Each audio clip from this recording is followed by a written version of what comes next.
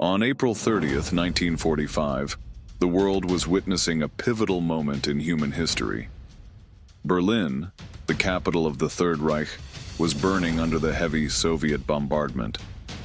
But deep underground, inside the fortified bunker beneath the Reich Chancellery, there was a man living out his last days. Adolf Hitler, the Nazi leader, knew very well that the end was near.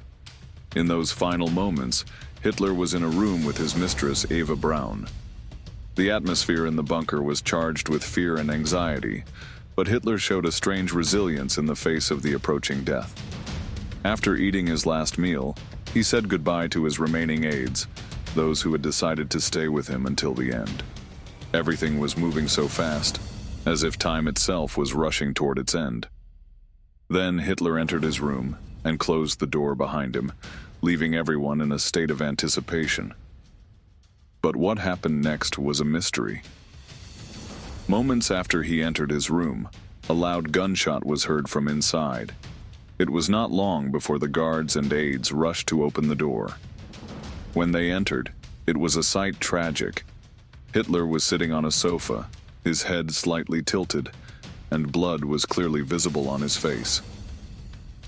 Eva Braun was beside him, having taken the poison. The end had come, as everyone expected, but there was something unclear in the story. When the guards began to investigate, Hitler's orders were clear. His body must be burned immediately, so that it would not fall into the hands of the Soviets. Both bodies were quickly set on fire. But what about the evidence? No remains were found that exactly matched Hitler's body, which led some to wonder, did he really die that day? Was it really a suicide? After the war ended, many began to question the official version. Some said that Hitler did not commit suicide in Berlin, but fled far away to South America.